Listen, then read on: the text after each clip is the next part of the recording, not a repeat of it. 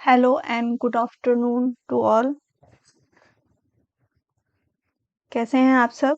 एक बार सभी आप जुड़ चुके हों मेरे से तो आप लोग बताते चलिए कि मेरी वॉइस और वीडियो आप लोगों के लिए क्लियर है।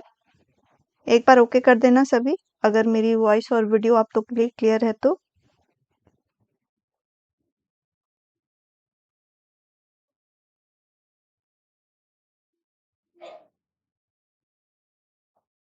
कि मेरी वॉइस और वीडियो आप लोग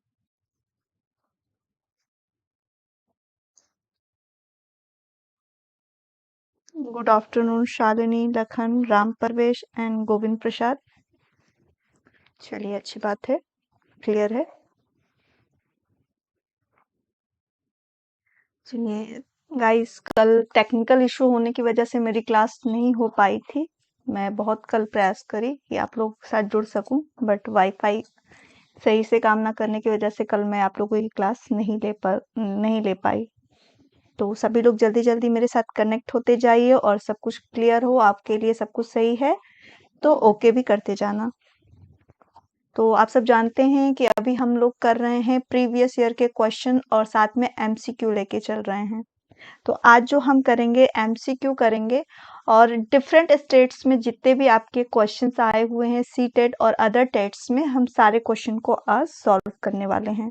सभी सभी जल्दी से कनेक्ट होते जाओ और वीडियो अच्छी लगे तो लाइक भी करना और ज़्यादा से ज़्यादा शेयर करो ताकि जो लोग भी तैयारी कर रहे हैं सभी को इसका लाभ मिल सके। ठीक है, और जितना आप प्रैक्टिस करोगे, जितना आप क्वेश्चंस करेंगे, उतना ज़्यादा आपके लिए अच्छा है, आपके एग्ज़ाम के लिए अच्छा है। तो इसके लिए आप सब मेरे साथ डेली रेगुलर जुड़े रहिए क्लास में, जो मेरी क्लास होती है 3 PM to 4 PM. Prabhakar good afternoon, Rohit good afternoon.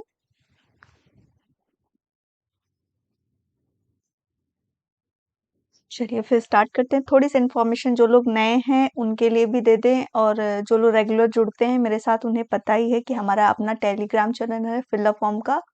CTET का आपका सीडीपी का मिल जाएगा टेलीग्राम चैनल, और इसका इंस्टाग्राम चैनल भी है, आप हमको वहाँ पे भी फॉलो कर सकते हैं। ठीक है, नेक्स्ट पढ़ते हैं। जो हमारी ये तैयारी हो रही है एचटेट और सीटेट के लिए, तो इनकी जो लाइव क्लासेस आपकी स्टार्ट होती हैं अलग अलग सब्जेक्ट की, वो 9 AM पे आपकी वर्षा मैम लेती हैं, 10 AM पे आपके चंद्रशेखर सर मैथ्स की क्लास लेते हैं, सुखवंती मैम इंग्लिश लेती हैं, और 3 PM यानी सीडीपी की क्लास रितु मैं आपकी क्लास लेती हूँ। ठीक है, और सोनाली मैम ईवीएस की क्लास 6 PM पे लेती हैं, और हिंदी की जो लास्ट आपकी क्लास चलती है रात में 10 बजे। ठीक है, नमस्ते ममता जी। चलिए फिर आगे बढ़ते हैं।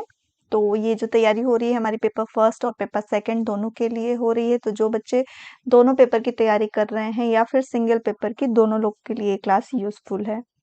ठीक है, चलिए प्रिंस गुड आफ्टरनून।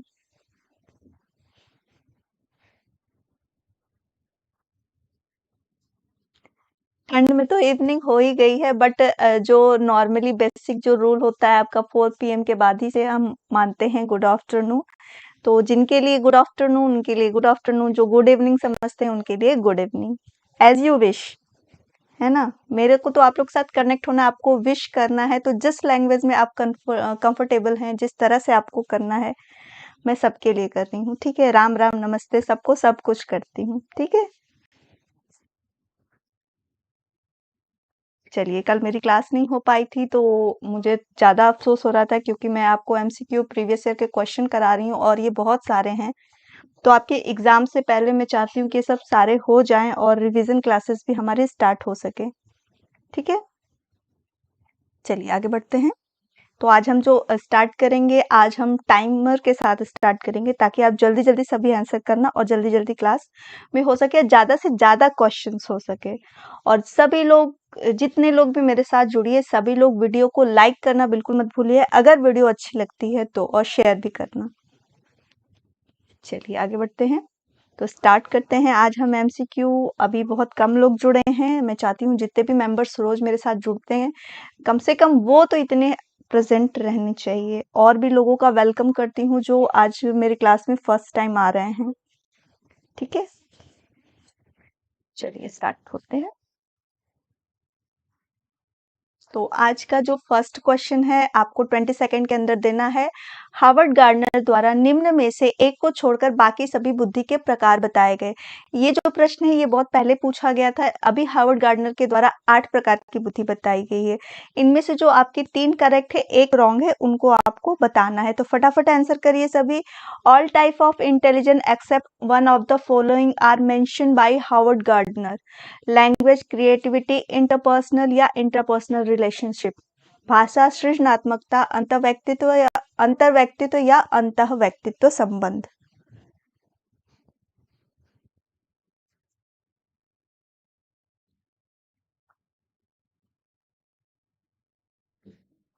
फटाफट क्वेश्चन नंबर 1 का आंसर करिए आप लोग।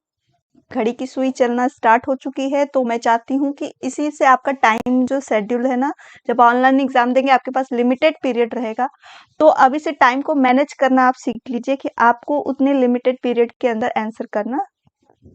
ठीक है, संगीता मिश्रा बोल रही हैं, महेश्वरम बी।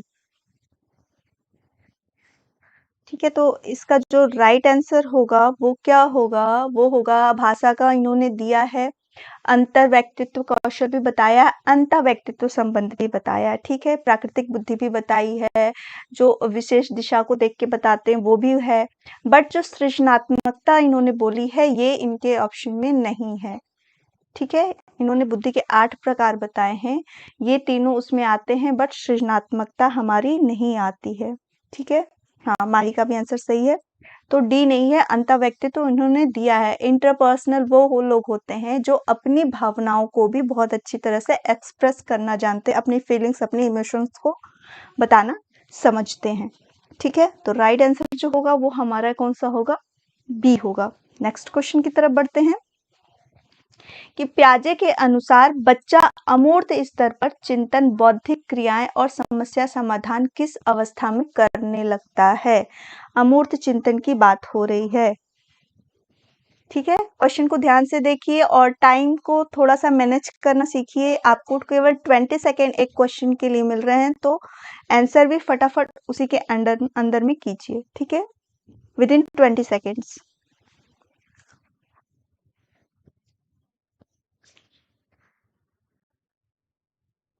तो प्याजे जी ने जो बताई हैं 4 स्टेजेस बताई हैं, और जो अमूर्त चिंतन होता है वो किस स्टेज में होता है। बिल्कुल सही जवाब आ रहा है कि ये जो होता है ये हमारा फॉर्मल ऑपरेशनल स्टेज होता है, जो 11 से 15 वर्ष मानी जाती है, 16 वर्ष भी कहते हैं। ठीक है, तो जो राइट आंसर होगा वो हमारा कौन सा होगा, औपचारिक संक्रियात्मक अवस्था। ठीक है, नेक्स्ट क्वेश्चन की तरफ बढ़ते हैं। सभी को क्वेश्चन आज क्लियर दिख रहे हैं। काफी लोगों की रहती है प्रीवियस क्लास में कि स्क्रीन साफ नहीं दिखते, क्वेश्चन साफ नहीं दिखते हैं। ठीक है, चलिए, तो एक 13 वर्षीय बालक बात बात में अपने बड़ों से झगड़ा करने लगता है और हमेशा स्वयं को सही साबित करने की कोशिश करता है। वह विकास की किस अवस्था में है। तो फटाफट क्वेश्चन नंबर 3 का सभी आंसर करिएगा कि 3 का राइट आंसर क्या होगा।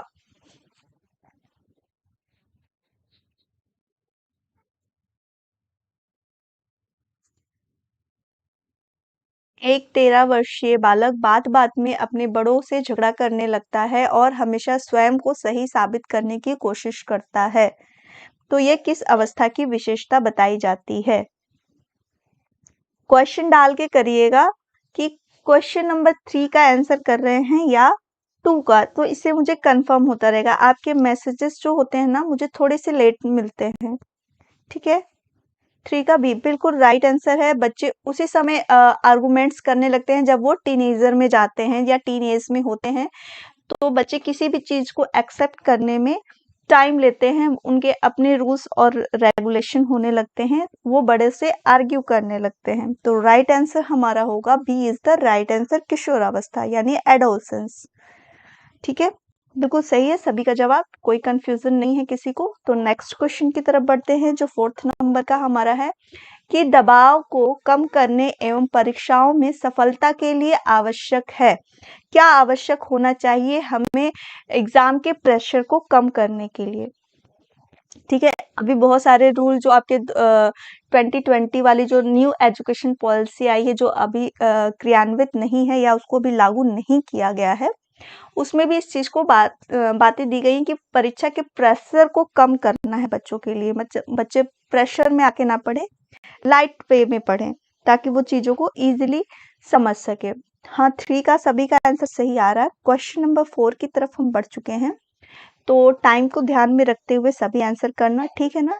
टाइम हमें मेंटेन करना है, ताकि आप ऑनलाइन पेपर जब भी आप एग्ज़ाम में बैठो तो आप उस टाइम को मैनेज कर सको। तो हमने टाइम को इसीलिए लिया है। तो आंसर सबका आ रहा है बी, विद्यालय शिक्षा में की विभिन्न चरणों में परीक्षा का आयोजन।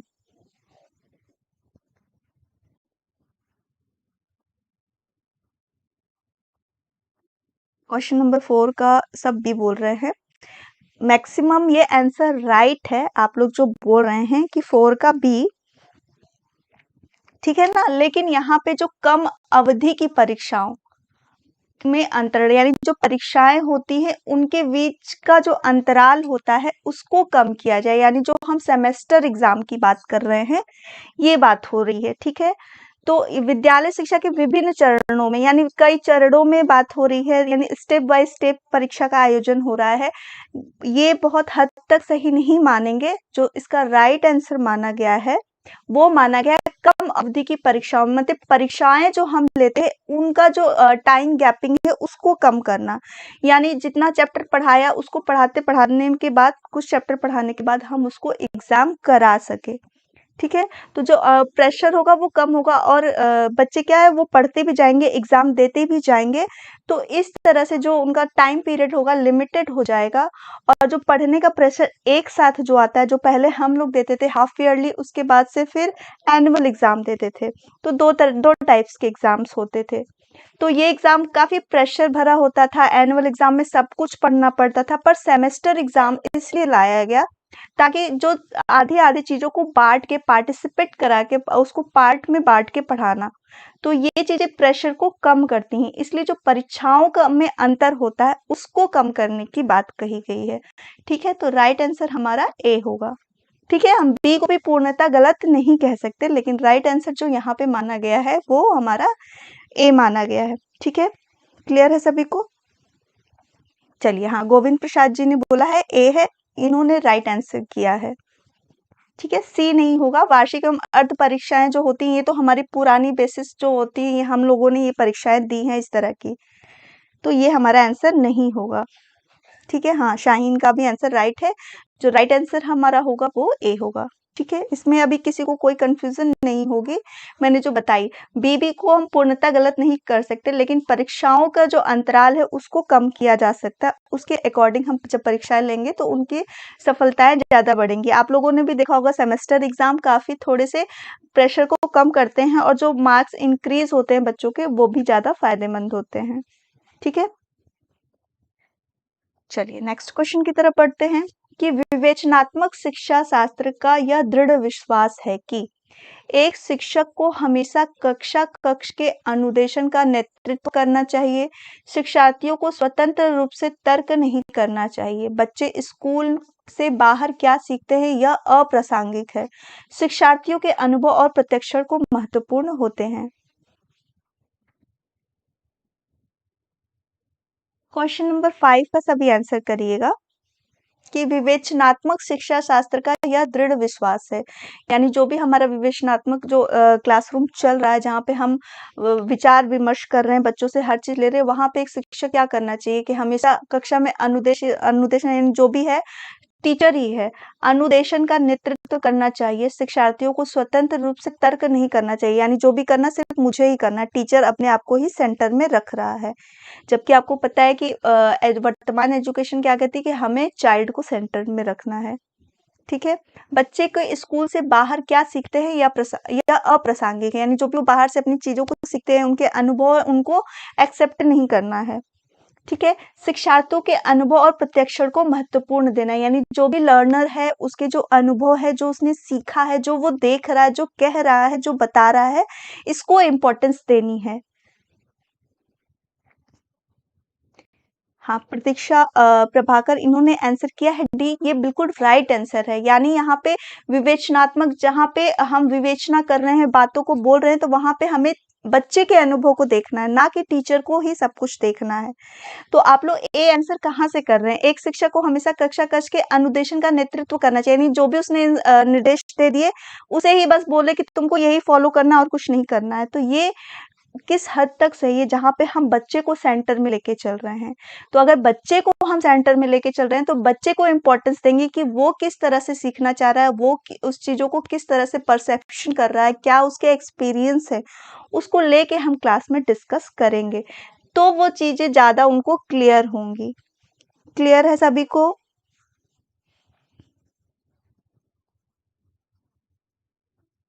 चलिए कोई बात नहीं, गलतियाँ हमसे भी होती हैं, क्वेश्चन हम भी गलत करते हैं, ऐसा कोई वो नहीं है कि आप गलत कर रहे हो। गलत कर रहे हो तो मैं इसको एक्सप्लेन करूँगी, तो आप उस चीज़ों को ज़्यादा अच्छे से समझोगे, ठीक है? हाँ, 5 का डी होगा, बिल्कुल राइट है ये। तो D is the right answer. ठीक है, नेक्स्ट क्वेश्चन की तरफ बढ़ते हैं कि एक शिक्षक को साधन संपन्न होना चाहिए, इसका अर्थ क्या है?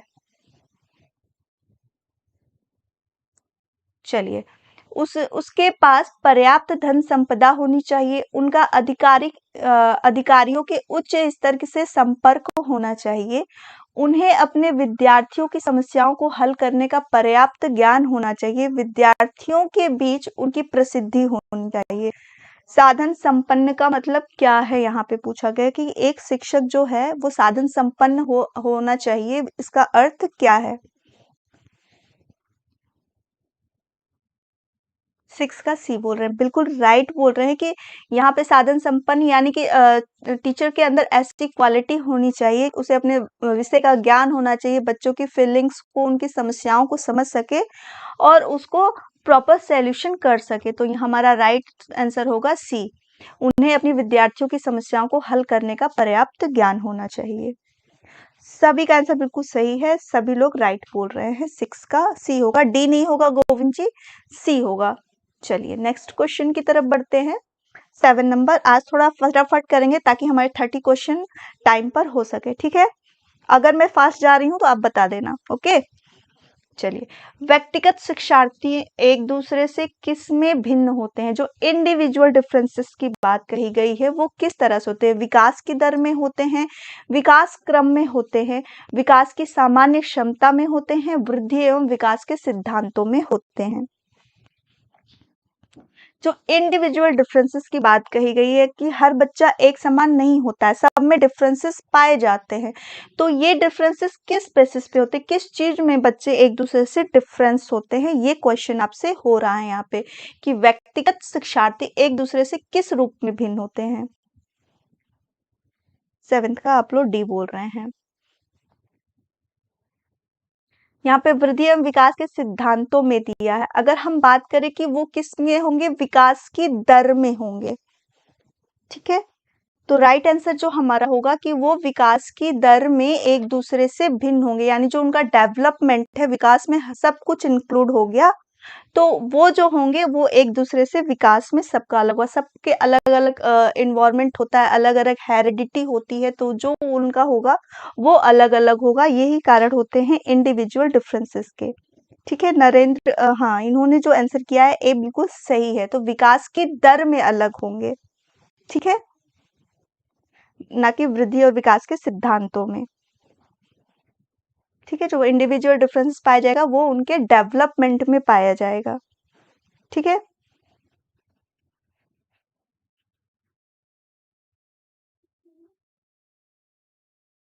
चलिए फिर नेक्स्ट क्वेश्चन की तरफ बढ़ते हैं। ए होगा आंसर हमारा कि विकास की दर में होते हैं, जो उनका डेवलपमेंट होता है, डेवलपमेंट एक बहुत छोटा प्रोसेस नहीं है, बहुत बड़ा है। जो कि वृद्धि क्या होती है, केवल शारीरिक रूप से जो वृद्धियां होती है वो होता है, बट विकास क्या होता है, वो जीवन पर्यंत चलता है, ठीक है? जब से बच्चा माँ के गर्भ में होता है और जब तक वो कब्र में नहीं जाता तब तक विकास चलता है। तो विकास जो स्टार्टिंग से एंड तक होती है, तो यही कारण होता है कि हर बच्चा, हर व्यक्ति एक दूसरे से भिन्न होता है, ठीक है? चलिए नेक्स्ट क्वेश्चन की तरफ बढ़ते हैं कि मन का मानचित्र संबंधित है, जो माइंड मैपिंग की बात हो रही है यहाँ पे। ये क्वेश्चन भी आपकी सीटेट में पूछा गया है, तो सभी इसका आंसर करिएगा कि माइंड मैपिंग की जो बात की बोध समझ बढ़ाने की तकनीकी है, साहसिक कार्य या क्रिया योजना से है, मन का चित्र बनाने से है, मन की क्रियाशीलता पर अनुसंधान से है। तो एक बार सभी बताना कि माइंड मैपिंग क्या है। मैंने इसको आपको बताया है जब मेरी थ्योरी क्लासेस चल रही थी। तो हाँ, गर्भ से कब्र तक ये चीज मैंने बोली, तो वो विकास ही होता है उनका।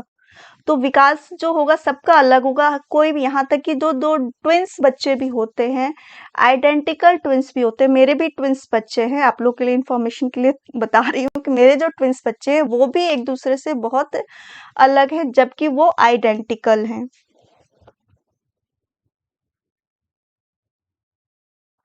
एट्थ का डी, हाँ सभी का आंसर राइट आ रहा है एट्थ के लिए। बट मेरा क्वेश्चन है कि मन का मानचित्र किससे संबंधित है, माइंड मैपिंग जो बात कहते हैं वो क्या होता है, एनीवन टेल।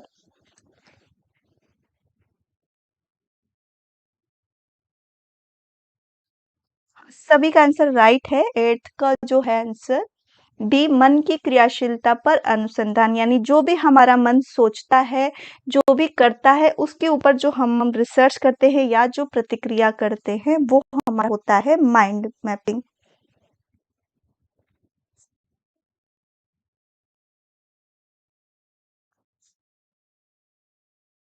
आप लोगों ने, मैंने पूछा था मन का मानचित्र किससे संबंधित है, आप लोगों में से नहीं ऐसे, फिर भी मैं बताती हूँ कि किसी भी चीज को अगर हम देखते हैं, किसी चीज पर हमारा एक क्यूरियोसिटी हो जाती है उस चीज को जानने समझने, उसकी मैपिंग हम माइंड में करते हैं। ठीक है, जैसे एग्जाम्पल के थ्रू पे अगर हम लेडीज या जेंट्स, लड़का या लड़की किसी की भी बात करें, अगर हमने मार्केट में चलते चलते कोई अच्छी वस्तु देख ली, मान लेते हैं लड़कियों ने कोई अच्छी ड्रेस देख ली, लड़कों ने ऐसा कुछ देख लिया अच्छा ड्रेस, या फिर उनसे रिलेटेड बाइक या ऐसा कुछ, तो उनके दिमाग में वो चित्र बन जाता है कि मुझे भी बिल्कुल ऐसा ही चाहिए, ऐसा ही करना, उसकी खासियत, उसकी हर चीजें, विशेषताओं की वो माइंड मैपिंग अपने दिमाग में करता है। फिर उसके आधार पे वो क्या करता है, उन चीजों को ढूंढता है, कोशिश करता है कि मुझे एग्जैक्टली वही चाहिए, उसी तरह का चाहिए। ठीक है, तो यही होती है मन की क्रियाशीलता, यानी किसी चीज को देखा, फिर उस पे हम वर्क करने लगे और हम खोजने लगे चीजों को, तो यही होता है हमारा माइंड मैपिंग। तो सभी का आंसर सही है, ठीक है, तो आंसर डी इज राइट। ठीक है, चलिए नेक्स्ट क्वेश्चन की तरफ पढ़ते हैं कि एक शिक्षक विद्यार्थियों में सामाजिक मूल्यों को विकसित कर सकता है।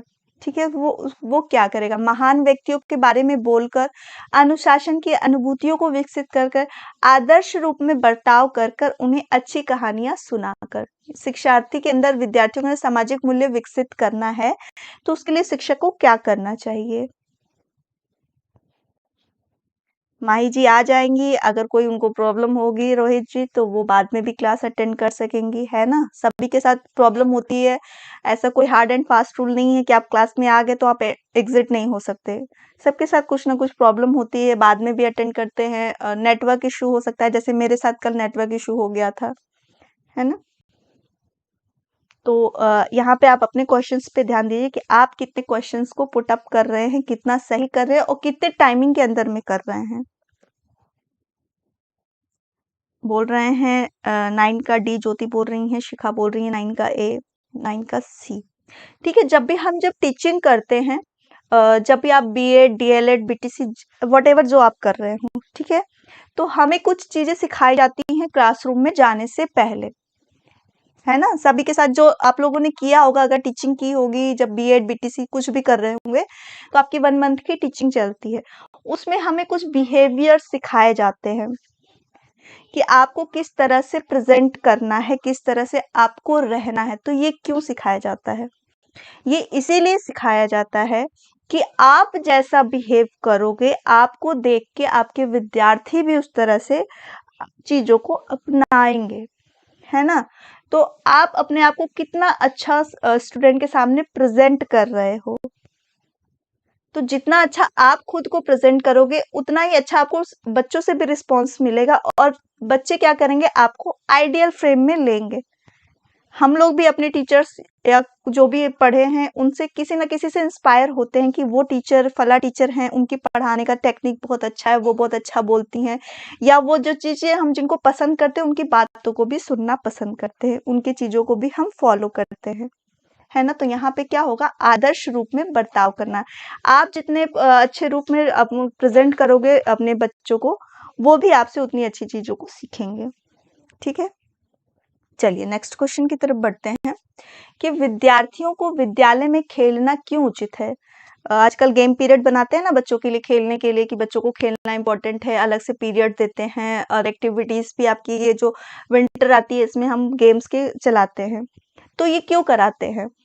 यह उन्हें शारीरिक रूप से सशक्त बनाएगा, या शिक्षकों के लिए काम आसान करेगा, या समय बिताने में सहायक होगा, या सहयोग एवं शारीरिक संतुलन का विकास करेगा? 10th का आंसर करिएगा सभी। क्वेश्चन सभी को क्लियर दिख रहे हैं? 8th का सी, हाँ सर 8th पे अभी मेरा 10th नंबर का क्वेश्चन चल गया है शमशीर जी, तो मुझे लग रहा है आप थोड़े से क्लास में पीछे हैं। ठीक है, 10th का डी। हाँ बिल्कुल सही आंसर है कि यह सहयोग करेगा। जब भी हम ग्रुप्स में खेलते, कब हैं, ग्रुप में खेलते हैं, तो ग्रुप में जब खेलेंगे तो एक दूसरे का सहयोग तो पाएंगे ही, शारीरिक संतुलन भी करेगा और हमारा विकास भी होगा। तो तीनों चीजें हमें साथ में चलेंगी, तो जो राइट आंसर होगा डी होगा। ठीक है, सभी को क्लियर है? तो नेक्स्ट क्वेश्चन की तरफ बढ़ते हैं। प्राथमिक विद्यालयों के बालकों के लिए निम्न में से किसे बेहतर मानते हैं? अगर हम प्राइमरी लेवल की क्लास 1 to 5th की बात कर रहे हैं तो किसको हम बेहतर पाएंगे पढ़ाने के लिए? वीडियो अनुरूपण, प्रदर्शन, स्वयं के द्वारा किया गया अनुभव या ये सभी?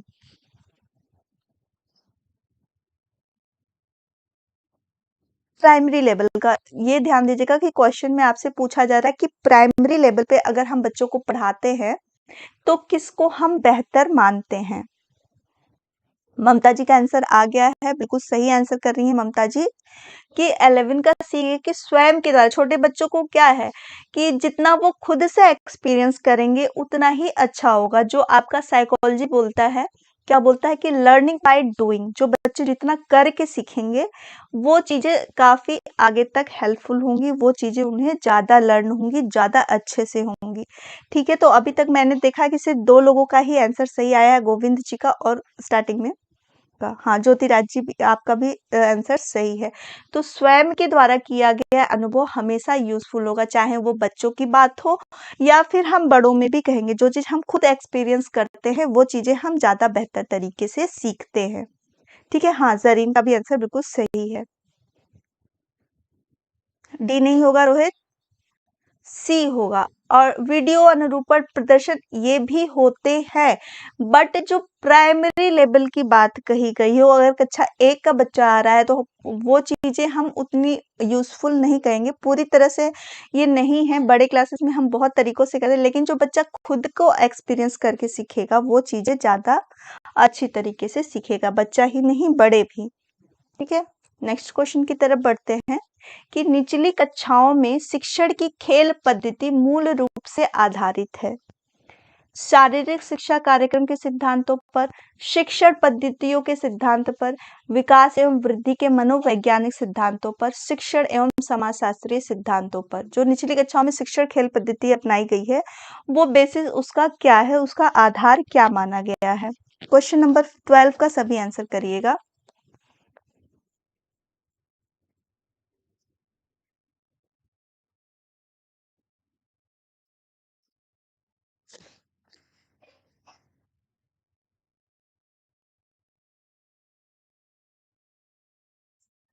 12 का सभी आंसर करेगा कि निचली कक्षाओं में शिक्षण की खेल पद्धति मूल रूप से आधारित है, किस पर आधारित होती है?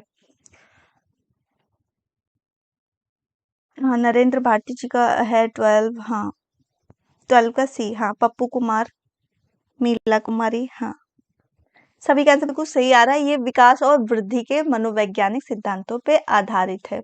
मनोवैज्ञानिक इसलिए है क्योंकि ये हमें मेंटली भी रिलैक्स देता है, जो खेल और वो होती है कि बच्चों की केवल ना केवल शारीरिक बल्कि मानसिक विकास को भी अच्छा करता है। इसलिए जो ये हमारा आंसर होगा सी होगा। ठीक है, सी is the right answer.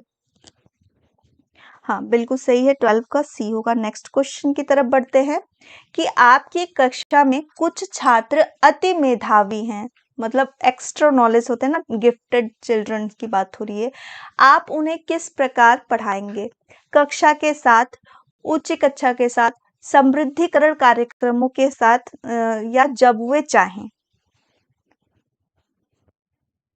Question number 13 का आंसर करिएगा। मैं भी फास्ट ही करने की कोशिश कर रही हूँ और जितना जल्दी मैं भी चाहती हूँ कि आप लोग को ज़्यादा से ज़्यादा क्वेश्चन सॉल्व करा सकूँ, लेकिन मेरी आदत है मैं चीज़ों को एक्सप्लेन करके करती हूँ, क्योंकि आप लोग की जो थ्योरी क्लासेस नहीं हुई हैं, जो नहीं ले पाए हैं, उन लोगों के लिए भी ये क्लासेस हेल्पफुल हो सके। ठीक है ना? मैं इसीलिए चीज़ों को एक्सप्लेन करती हूँ। क्वेश्चन नंबर 13 का करें बी। उच्च कक्षा के साथ नहीं है, ये कहाँ तक होगा कि अगर वो आईक्यू लेवल में अच्छा है तो हम उसे अगले कक्षा में, अगर अगले कक्षा में हम उसको प्रमोट करेंगे तो वो बाकी सामान्य बच्चों के साथ ही हो जाएगा। तो उन्हें हम क्या करेंगे, ऐसे चीज़ों को इन्वॉल्व करेंगे क्लास में जिससे उनका जो टैलेंट है वो और आगे निखर सके और अच्छा हो सके। तो हमारा राइट आंसर होगा, वो क्या होगा, समृद्धिकरण, यानी जो भी हम उसके लिए हेल्पफुल हो सके, जो उसको डेवलप कर सके आगे, उन चीज़ों को हम उसके अंदर प्रेजेंट करेंगे, वो चीज़ें हम देंगे। ठीक है, तो इसका राइट आंसर होगा समृद्धिकरण कार्यक्रमों के द्वारा हम बच्चे को प्रमोट कर सकेंगे, आगे उसको बढ़ा सकेंगे उसके एजुकेशन में। ठीक है, चलिए नेक्स्ट क्वेश्चन की तरफ बढ़ते हैं 15 नंबर के। हाँ, माई का भी आंसर 13 का सी सही है। चलिए नेक्स्ट क्वेश्चन की तरफ बढ़ते हैं कि व्यक्तिक भिन्नता में मिलन के संबंध में एक अध्यापक की भूमिका होनी चाहिए। व्यक्ति के दृष्टिकोण, अभिरुचि और योग्यता को जानने का प्रयास, व्यक्ति आधारित पाठ्यक्रमों को उनकी आवश्यकता के अनुसार समझने की कोशिश, उपरोक्त दोनों या उपरोक्त में से कोई नहीं। ठीक है, क्वेश्चन नंबर 14 का आंसर करिएगा और 1 मिनट का टाइम दीजिएगा। मैं अपना गैस बंद करके आऊँ, मेरा दूध पूरी तरह से बॉईल हो चुका है, तो प्लीज आई होप आप लोग बुरा नहीं मानेंगे। मैं उसको बंद करके फट से आती हूँ, तब तक आप लोग इसको आंसर करिएगा।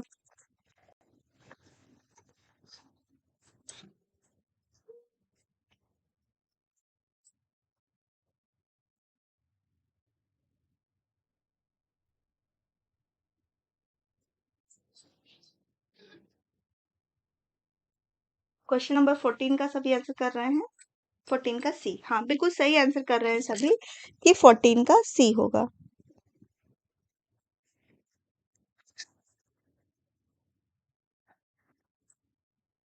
हाँ, 14 का सी होगा, उपरोक्त दोनों होगा। ठीक है,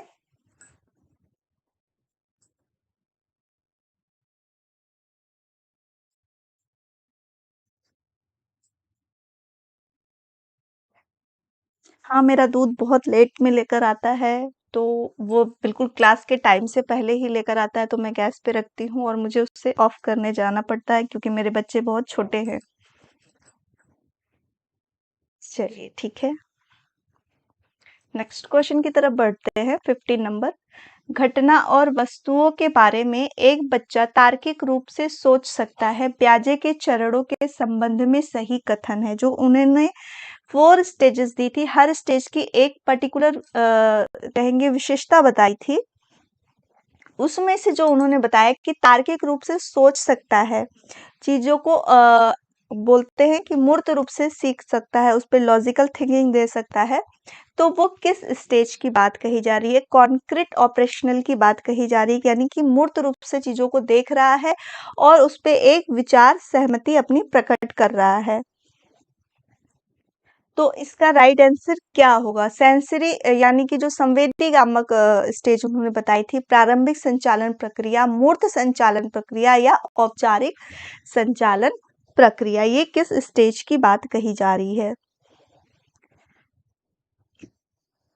बिल्कुल सही है, ये कॉन्क्रीट ऑपरेशनल स्टेज यानी कि मूर्त संचालन प्रक्रिया या कॉन्क्रीट, और हाँ बिल्कुल सही आंसर है कॉन्क्रीट ऑपरेशनल स्टेज। सभी का आंसर बिल्कुल सही है। जब बच्चे चीजों को देख रहे हैं, अपने सामने देखकर उस पे एक अपना रिएक्शन दे रहे हैं, उस पे लॉजिकल थिंकिंग कर रहे हैं, तो मतलब वो हमारी आपकी मूर्त संचालन प्रक्रिया की स्टेज की बात कही जा रही है। नेक्स्ट क्वेश्चन की तरफ बढ़ते हैं। बिल्कुल सही है सभी का आंसर 15 का सी। नेक्स्ट क्वेश्चन की, और जीन प्याजे जी को तो बिल्कुल आप लोग दिमाग में वाइगोट्स्की, कोहलबर्ग और जीन प्याजे, इन तीनों लोग को तो अपने दिमाग में रखे रहेगा कि इससे आपके प्रश्न 2 या 3 नंबर के प्रश्न दोनों पेपर में बनेंगे। ठीक है, तो ये चीजें आपको क्लियर होनी चाहिए। बच्चे के विकास को शीर्षस्थ सिद्धांत, यानी सिर से जो कहते हैं शीर्षगामी सिद्धांत के अनुसार निम्न में से सत्य कथन क्या है? जो विकास होता है शीर्षस्थ यानी शीर्षगामी विकास की बात हो रही है। विकास सिर से पैर की ओर होता है, विकास पैर से सिर की ओर होता है, विकास मध्य भाग से परिधि की ओर होता है, उपरोक्त में से कोई नहीं होता है। चॉम्स्की जी की भाषा का सिद्धांत है, ठीक है ना। उन्होंने भाषा को बोला कि क्या है, बच्चों के दिमाग में होती है, वो जब से जन्म लेते हैं वो उनके दिमाग में आ जाती है और एज के साथ वो डेवलप हो जाती है। ठीक है,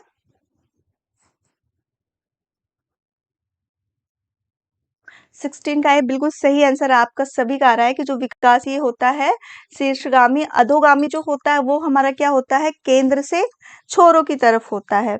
ठीक है, और सिर से पैर की ओर, यानी जब बच्चा पैदा होता है तो उसका सिर जो होता है सबसे जो गर्भ में भी होता है, तो सिर से आप लोगों ने देखा होगा सिर से ही बढ़ना शुरू होता है, फिर धीरे धीरे अगर बाकी अंगों का विकास होता है। उसी तरह जब बच्चा स्टार्टिंग होता है उसका सिर बहुत हिलता है, पहले वो अपने सिर पे कंट्रोल पाता है, उसके बाद अपने हाथ पैरों को कंट्रोल करता है, फिर वो बैठता है, खड़ा होता है, धीरे धीरे स्टेप बाय स्टेप क्रियाएं चलने लगती हैं। ठीक है, तो नेक्स्ट क्वेश्चन की तरफ बढ़ते हैं। ये क्वेश्चन सभी को क्लियर है, तो आगे बढ़ते हैं कि बच्चे के निःशुल्क एवं अनिवार्य शिक्षा अधिकार नियम कितने वर्ष के बच्चों के लिए लागू हुआ है? जो पीछे का क्वेश्चन मैंने अभी आपको 16 नंबर का क्वेश्चन कराया, ये आपके UP TET, H TET, C TET सभी एग्जाम में पूछे गए, ये कॉमन है। ठीक है ना, तो इजी क्वेश्चन भी बनते हैं, हार्ड क्वेश्चन भी बनते हैं, तो हर तरह के क्वेश्चंस को हमको देखना है। ठीक है,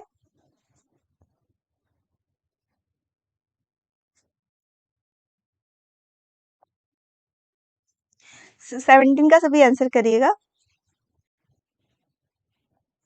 थैंक यू नरेंद्र भारती। तो बच्चे का जो निःशुल्क शिक्षा, जो आपके शिक्षा का अधिकार नियम के अंतर्गत आया था कि सभी बच्चों को क्या किया जाए, कि इनको निःशुल्क शिक्षा प्रोवाइड कराई जाए, ये किस एज ग्रुप के लिए बात कही गई थी? बिल्कुल सही आंसर सभी का आ रहा है, ये 6 से 14 वर्ष के बच्चों के लिए बात कही गई थी। और जो शिक्षा का अधिकार नियम है 2009 में आया था, बट इसे लागू जो किया गया था 1 अप्रैल 2010 को लागू किया गया था। ठीक है, तो ये भी प्रश्न आपके सुपर टेट में आया था, तो इसीलिए मैंने आपको बता दिया कि कंफ्यूज आप सब नहीं होइएगा। अगर लागू पूछता है कि कब लागू हुआ, तो 1 अप्रैल 2010 को लागू हुआ था शिक्षा का अधिकार नियम। ठीक है, चलिए, और ये किस आर्टिकल में हुआ था? 6 से 14 वर्ष के 21 ए में हुआ था। ठीक है, चलिए नेक्स्ट क्वेश्चन की तरफ बढ़ते हैं कि बच्चों की जिज्ञासा शांत करनी चाहिए। अगर बच्चे आपके क्लास में क्रिएटिव हैं, काफी क्वेश्चंस करते हैं, तो शिक्षक को क्या करना चाहिए? आंसर करेगा सभी कि जब शिक्षक फुर्सत में हो, जब विद्यार्थी फुर्सत में हो, कुछ समय के पश्चात, तत्काल जब विद्यार्थी द्वारा जिज्ञासा की गई है।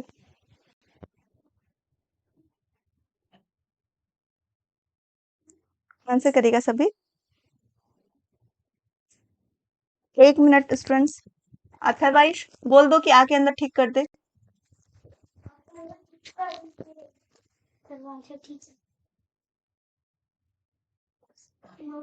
डी बोल रहे हैं, बिल्कुल सही आंसर है 18 का डी, कि हमें क्या करना है, तत्काल विद्यार्थी द्वारा जिज्ञासा को शांत करना है। जो भी बच्चा क्लासरूम में क्वेश्चंस कर रहा है, हमें उसको तुरंत क्लैरिफाई करना है।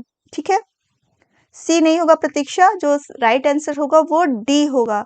ठीक है, हमें उसकी क्यूरियोसिटी को, अभी आप क्लास में कुछ क्वेश्चन करेंगे तो मैं ये नहीं बोलूंगी, अगर मुझे नहीं पता होगा तो ही मैं बोलूंगी कि ये मैं आपको कल बताऊंगी।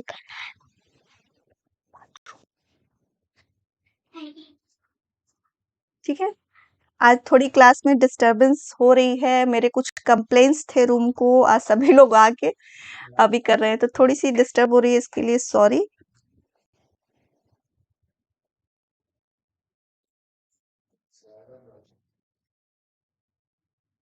हाँ, बिल्कुल सही है, नेक्स्ट क्वेश्चन की तरफ बढ़ते हैं। 19 नंबर में मिस्टेक हो गया है, चलिए उसको करिएगा। बच्चे की बुद्धि लब्धि 90 से 110 के मध्य होती है, तो वो क्या होती है? किस आईक्यू लेवल के बच्चे माने जाते हैं? 19 का सभी आंसर करिएगा कि सामान्य बुद्धि, प्रखर बुद्धि, उत्कृष्ट बुद्धि या प्रतिभाशाली।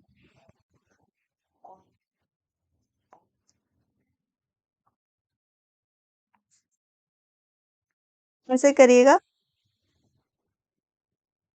कि बच्चे की बुद्धि लब्धि 90 से 110 के मध्य होती है, वह किस आईक्यू लेवल के बच्चे होते हैं? सामान्य बुद्धि, प्रखर बुद्धि, उत्कृष्ट बुद्धि या प्रतिभाशाली होते हैं।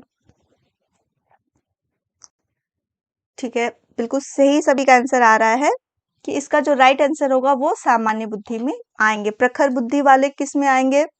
120 जो होता है ना ऊपर, ये 110 होता है, इससे जो ऊपर आते हैं वो प्रखर बुद्धि में आएंगे। उत्कृष्ट बुद्धि 130 होता है और प्रतिभाशाली जो होते हैं हमारे 140 से अबव में भी जाते हैं, तो वो हमारे प्रतिभाशाली बालक होंगे।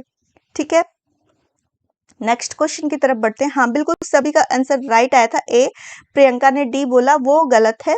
डी नहीं होगा, हमारा राइट आंसर होगा जो होगा ए होगा। ठीक है, सामान्य बुद्धि में आते हैं 90 से, जो 110 या 109 भी कहीं होता है, तो वो 90 से 109 या 110 जो भी आपका पूछता है वो हमेशा सामान्य बुद्धि होता है। ठीक है, अनुज जी बोल रही हैं। हाँ, ये बिल्कुल आपके जो क्वेश्चंस है ना, ये यूपी टेट के हैं और सी टेट में भी आए हुए हैं। ठीक है, ये काफी पुराने में है क्वेश्चंस, और ये आपके में सुपर टेट में भी आए हुए हैं, और जो अदर एग्जाम्स है उसमें भी आए हुए हैं। ठीक है, ये दोनों के हैं। ठीक है ना, C TET, UP TET, H TET और यूपी टेट, जिन्होंने जो लोग अगर यूपी के होंगे तो उन्हें पता होगा कि यूपी टेट के जो क्वेश्चंस आते हैं वो डायरेक्टली पूछे जाते हैं, लेकिन वो काफी लेंदी होते हैं। और सी टेट का जो पैटर्न्स होता है वो जितने आपके दिए रहते हैं ना सिलेबस, उसके अंदर में ही पूछते हैं क्वेश्चन, उससे बाहर कुछ का भी नहीं आता है। बट यूपी टेट ऐसा है, यूपी टेट, एच टेट की बात करें तो ये काफी आपको ब्रीफली एग्जाम लेते हैं, काफी चीजें पूछते हैं, कहाँ से क्या पूछ देंगे आप नहीं बता सकते हैं, तो उसमें हमें काफी चीजें पढ़नी पड़ती हैं। ठीक है, तो सभी बोल रहे हैं शैक्षिक एवं सह शैक्षिक। अगर सतत और व्यापक मूल्यांकन की बात करें तो आपके सी टेट का ये एक चैप्टर ही है। ठीक है, तो जो हम सतत ये कंटिन्यूअस होना चाहिए, यानी जब से हमारी पढ़ाई स्टार्ट कर रहे हैं एंड तक चलती है, तो सतत होनी, व्यापक होनी चाहिए कि जो हम क्लासरूम में एग्जाम्स करते हैं, टेस्ट लेते हैं, और जो बाहर अदर एक्टिविटीज कराते हैं, जैसे प्रोजेक्ट कराते हैं, कुछ हम ग्रुप वाले प्रोग्राम्स दे देते हैं, डिबेट कॉम्पिटिशन कराते हैं, या फिजिकली बहुत चीजें कराते हैं, तो उन सब चीजों को सह शैक्षिक में लेते हैं। तो ये दोनों चीजें हमें सतत और व्यापक मूल्यांकन में करना है। ठीक है, हाँ, बिल्कुल सही है सभी का आंसर। नेक्स्ट क्वेश्चन की तरफ बढ़ते हैं। 21, हाँ, बिहार टेट का भी है, छत्तीसगढ़ का भी है ना? मैंने सारे टेट्स को देखे हैं, एग्जाम्स के पेपर्स को, तो मोस्टली आपके इधर के पेपर को घुमा के उधर में, उधर के पेपर को क्वेश्चन को घुमा के, सी टेट ऐसा क्वेश्चन है कि इसके जो लिमिटेड आपके सिलेबस में जो दिए हैं वही पूछते हैं। ठीक है, तो शिक्षक एवं विद्यार्थी के मध्य संबंध कैसा होना चाहिए? तो ये बताइएगा कि स्नेह का, विश्वास का, सम्मान का, या सभी होना चाहिए। कोई भी बुक अगर मैं बोलूँ तो अपने आप में सफिशिएंट नहीं होती किसी एक सब्जेक्ट को पढ़ने के लिए। ठीक है ना, हम जब भी स्कूल कॉलेज सब में पढ़े हैं, कभी एक बुक से हम खुश नहीं होते, सेटिस्फाई नहीं होते हैं। तो पर्टिकुलर अगर मैं बोलूँ कि आप यही बुक लेके पढ़ लो, तो मैं ये आपको झूठ बातें नहीं बता सकती, झूठी बातें नहीं बता सकती। तो वैसे ही रेफरेंस के लिए बुक मैं बता दूंगी, आपके अरिहंत पब्लिकेशंस की भी ले सकते हैं, और भी बुक ले सकते हैं। ठीक है ना, और क्लासेस देखते रहिए, नोट्स भी प्रोवाइड हो रहे हैं, आपको सब कुछ मिलेंगे, तो जितना ज़्यादा आप सॉल्व करेंगे, अभी जो टाइम है आपके पास 1 मंथ का टाइम है, तो ज़्यादा से ज़्यादा मैं कहूँगी आप एमसीक्यू प्रीवियस ईयर क्वेश्चंस को ही सॉल्व करिए। ठीक है, सभी कराते हैं, ऐसा कुछ नहीं है कि आपका ये अदर टेक्स्ट में है तो वो एग्जाम में नहीं आएगा। आप अगर पेपर उठा के देखेंगे तो मैक्सिमम क्वेश्चन इसमें सीटेट के ही हैं। ठीक है, सभी है, बिल्कुल सही है। तो रिलेशन जो होना चाहिए वो सब होना चाहिए। अगर मैं बोलूँ सीटेट में अगर ये क्वेश्चन पूछेगा तो आपके साथ कहानी के थ्रू में ये क्वेश्चंस को पूछेगा। एक अच्छा अध्यापक विद्यार्थी के मध्य बढ़ावा देता है, प्रतियोगिता की भावना को, सहयोग की भावना को, प्रतिबंधिता की भावना को, तटस्थता की भावना को। और ये सब जो एग्जाम्स के पेपर है ना, ये 2012, 13, 14 के सी टेट के हैं। ठीक है, और आप बुक्स में भी देख सकते हैं, है ना। ये जो क्वेश्चंस मैं करा रही हूँ ये 2011, 12, 13, 14, 15 तक के लगभग ये क्वेश्चंस आपके हैं।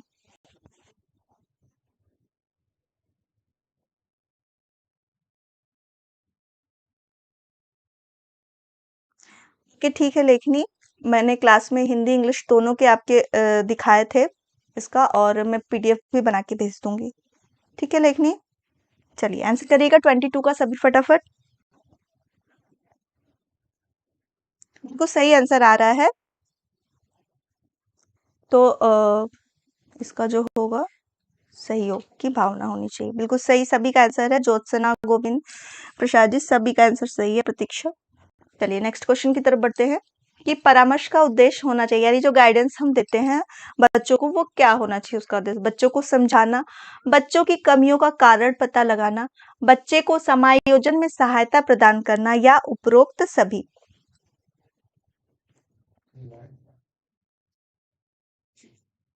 23 का सभी आंसर करिएगा कि परामर्श का उद्देश्य है बच्चों को समझना, बच्चों की कमियों का कारण पता लगाना, बच्चे को समायोजन में सहायता प्रदान करना, या उपरोक्त सभी होंगे।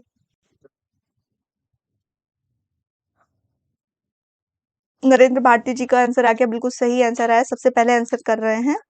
तो इनका जो आंसर है माई, हाँ सभी का आंसर बिल्कुल सही है कि ये हमें सभी कुछ करना है। जो भी हम गाइडेंस बच्चों को करते हैं, बच्चों को समझने के लिए किस वजह से कोई बच्चे प्रॉब्लम में है तो उसको भी लेते हैं, बच्चों के समायोजन में सहायता करते हैं। तो ये तीनों चीजें राइट होंगी, तो D is the right answer.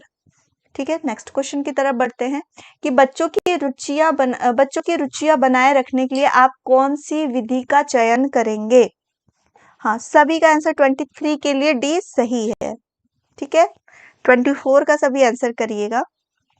बच्चों को पढ़कर आने के लिए कहेंगे, प्रश्न पूछेंगे, स्वयं गतिविधि करके करेंगे तथा बच्चों को बताएंगे। आप गतिविधि में बच्चों को शामिल करेंगे, बच्चों को स्वयं गतिविधि करने के लिए देंगे। यदि हम कोई बच्चे को क्लास में कार्य करने के लिए करते हैं, उनको रुचि इंटरेस्ट डेवलप करना है, तो टीचर को क्या करना चाहिए, बच्चों को बोलेंगे आप तुम घर से पढ़ के आना और प्रश्न पूछना, और खुद को उसमें इन्वॉल्व करेंगे, या फिर बच्चों को खुद को सब कुछ कार्य कर रहे हैं, बच्चों को केवल बताते जाएंगे ओरली जो भी बताना है। आप गतिविधि में बच्चे को शामिल करेंगे, यानी जो भी एक्टिविटी हो रही है उसमें बच्चों को शामिल किया, या उन्हें खुद करने के लिए ऐसा मौका देंगे। हाँ, बिल्कुल अवनी जी सही बोल रही हैं कि ये जो क्वेश्चंस मैं लेकर आ रही हूँ ये काफ़ी इम्पोर्टेंट क्वेश्चंस हैं आप सभी के एग्ज़ाम्स के लिए। और ऐसा नहीं कह सकते सी टेट का जो एग्ज़ाम्स हो रहे हैं, ऑनलाइन हो रहे हैं, बार-बार एक ही क्वेश्चन तो आप लोग के दिमाग में बैठ गया है कि यही क्वेश्चन पूछेगा। तो क्वेश्चन जो बनाने वाला वो भी सेटअप तैयार करके रहेगा कि हमें किस तरह से लेवल को डिफ़िकल्ट करना है, बच्चों को किस तरह से क्वेश्चंस को देना है। तो किसी भी क्वेश्चंस को ऐसा ना समझिए कि ये यूपी टेट का एसटेट का है तो नहीं पढ़ना है। हमें सब कुछ पढ़ना है, हर तरीके से प्रिपेयर होके रहना है, ताकि हमारी एक एक कोशिश आपकी सफलता की ओर आगे लेके जा सके। इस कोशिश में आप पीछे बिल्कुल मत रहिए। बिल्कुल सही आंसर आ रहा है, ये डी होगा, बच्चों को स्वयं करने के लिए। जैसे मैंने बोला कि बच्चे खुद का जो एक्सपीरियंस लेंगे और जो खुद करेंगे, लर्निंग बाय डूइंग करेंगे, वो चीजें हमेशा उनको याद रहेंगी, वो चीजों को वो ज्यादा बेहतर तरीके से सीखेंगे। ठीक है, नेक्स्ट क्वेश्चन की तरफ बढ़ते हैं कि निम्न कक्षाओं में शिक्षण की खेल विधि आधारित है। शारीरिक शिक्षा कार्यक्रमों के सिद्धांत पर, शिक्षण की विधियों के सिद्धांत पर, विकास एवं वृद्धि के मनोवैज्ञानिक सिद्धांत पर, या शिक्षण के सामाजिक सिद्धांतों पर। ये क्वेश्चन आई थिंक रिपीट हो गया है 2 बार, तो ये सभी आप लोग आंसर किए होंगे। हाँ, करके सीखेंगे, बिल्कुल सही बोल रहे हैं। 25 रिपीट हो चुका है। कोई बात नहीं, पीपीटी बनाते समय हर क्वेश्चंस को देखते देखते कभी कभी एक चीज क्वेश्चन 2 बार रिपीट हो जाते हैं, ठीक है। Please don't mind it. और जितने लोग जुड़े हैं, अगर क्लास अच्छा मेरी अच्छी लग रही हो, क्लास अच्छा लग रहा हो, तो इतनी कंजूसी मत करो यार, थोड़ी सी तो लाइक बनती है ना। मैं आपके लिए इतना मेहनत कर रही हूँ तो थोड़ी सी मेहनत आप भी करो। हाँ, बिल्कुल सही आंसर है इसका, सी है। नेक्स्ट क्वेश्चन की तरफ बढ़ते हैं। परिवार एक साधन है। परिवार किस रूप का साधन है? अनौपचारिक शिक्षा का, औपचारिक शिक्षा का, दूरस्थ शिक्षा का, या गैर औपचारिक शिक्षा का? अब ये मत बोलना कि ये यूपी टेट का क्वेश्चन है, ठीक है ना। ये यूपी टेट में भी पूछा था, और सेम ईयर में सी टेट में पूछा था, आपके एच टेट में पूछा था, और आपके जो हरियाणा का होता है ना, उसमें भी पूछा था। सॉरी, हरियाणा बोल रही हूँ मैं, आपका ये उत्तराखंड वाला जो होता है ना, उसमें भी पूछा था।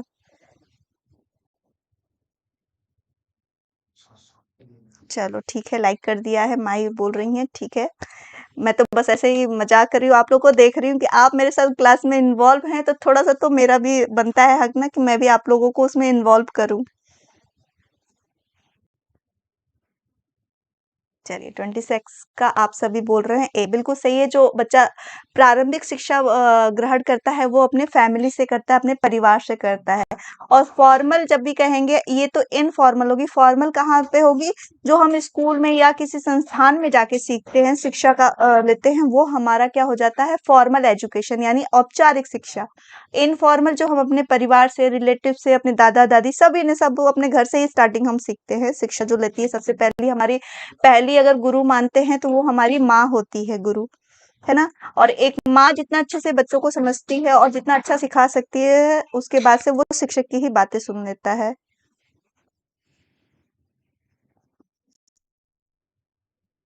ठीक है, बहुत अच्छी बात है जरीन, लाइक कर दिया तो।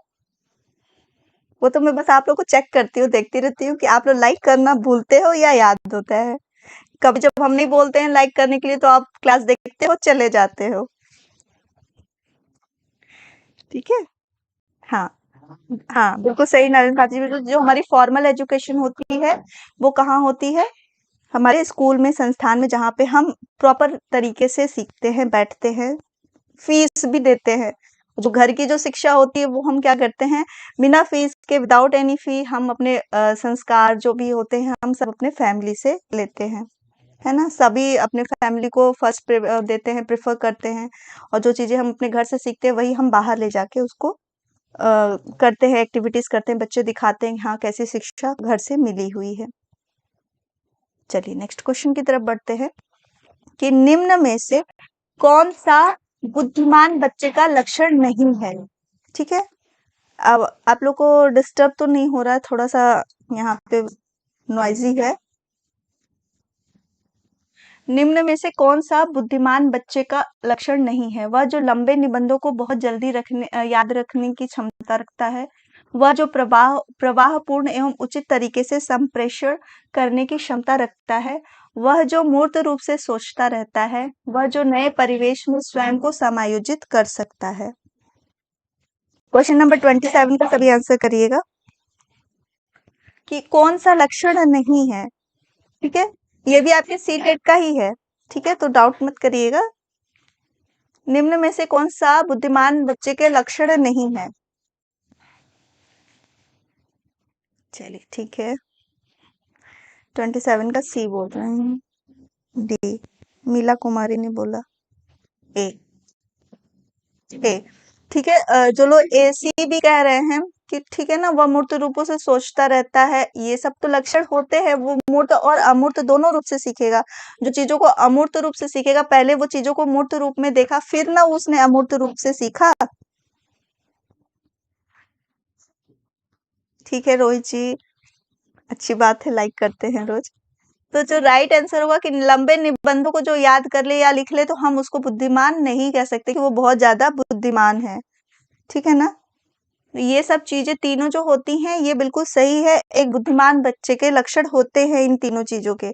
लेकिन जो नहीं होता है, वह क्या होता है? वह जो लंबे निबंधों को बहुत जल्दी याद रखने की क्षमता रखता हो। ठीक है ना। रटना कोई बहुत अच्छी बुद्धि का कॉन्सेप्ट नहीं होगा, ठीक है ना, जो उन चीजों को रटे पढ़े करे, ठीक है। 28 नंबर के क्वेश्चन पे चलते हैं। 28 का क्वेश्चन जो है, वह कौन सा स्थान है जहां बच्चे की संज्ञानात्मक विकास सबसे बेहतर तरीके से परिभाषित किया जा सकता है? खेल के मैदान, विद्यालय एवं कक्षा वातावरण, सभा सागर या घर? क्वेश्चन नंबर 28 का सभी आंसर करिएगा। हाँ, रट्टू तोता बिल्कुल नहीं होता है। तो बुद्धिमान बच्चे का गुण कभी नहीं होता है। और रटंत विद्या चलत नाही, रटी हुई चीजें आपके मेमोरी में हमेशा नहीं रहेंगी। जो चीजें आप करके सीखेंगे वो आपके लिए हमेशा आपकी यादगार चीजों में रहेगी। 28 का बी बिल्कुल सही आंसर आ रहा है कि जो बच्चे के संज्ञानात्मक विकास, जहाँ पे उसके मानसिक विकास की बात हो रही हो, वो विद्यालय और कक्षा का पर्यावरण ही होता है। ठीक है, चलिए नेक्स्ट क्वेश्चन की तरफ बढ़ते हैं।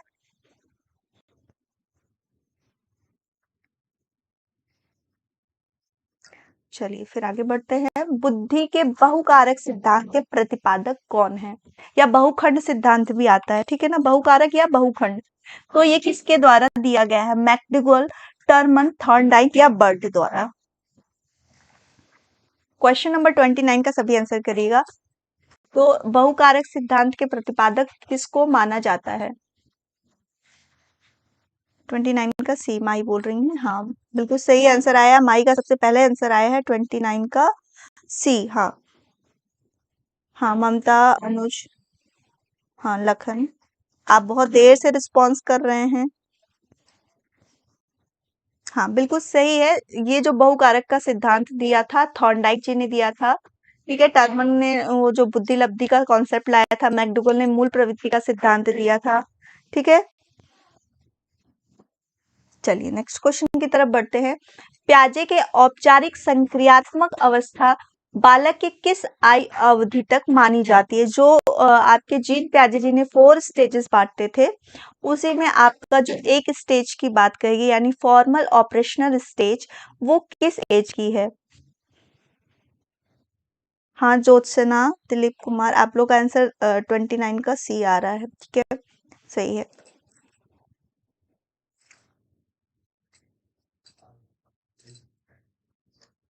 30 का डी, हाँ बिल्कुल सही बोला अनुज जी ने।